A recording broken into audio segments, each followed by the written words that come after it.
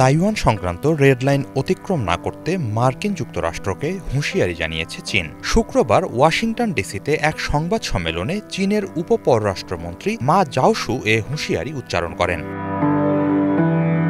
যুক্তরাষ্ট্রের ঊর্ধ্বতন কর্মকর্তাদের সাথে বৈঠক শেষে আয়োজিত ওই সংবাদ সম্মেলনে জাওশু বলেন, যুক্তরাষ্ট্র ও চীনের পারস্পরিক সম্পর্কের মাঝে তাইওয়ান প্রথম রেড লাইন, যা অতিক্রম করা চলবে না। তাইওয়ানই এ দুই দেশের সম্পর্কের মাঝে সবচেয়ে স্পর্শকাতর ও বিস্ফোরক ইস্যু।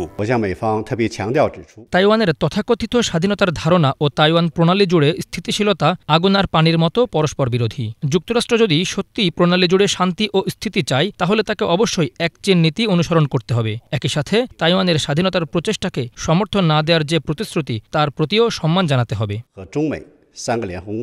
এদিকে যুক্তরাষ্ট্রের ঊর্ধ্বতন কর্মকর্তাদের সাথে বৈঠকে রাশিয়া ইউক্রেন যুদ্ধের শান্তিপূর্ণ সমাধান প্রসঙ্গেও আলোচনা হয় বলে জানান জাওশু। এ সময় ইউক্রেন যুদ্ধ ঘিরে চীনকে দোষারোপ করা বা অপপ্রচার না চালানোর জন্য যুক্তরাষ্ট্রের প্রতি জোরালো আহ্বান জানানো হয়।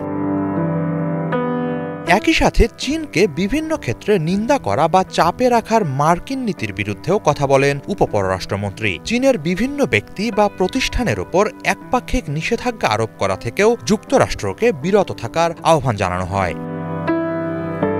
হিজল জোবায়ের, বাংলা ভিশন।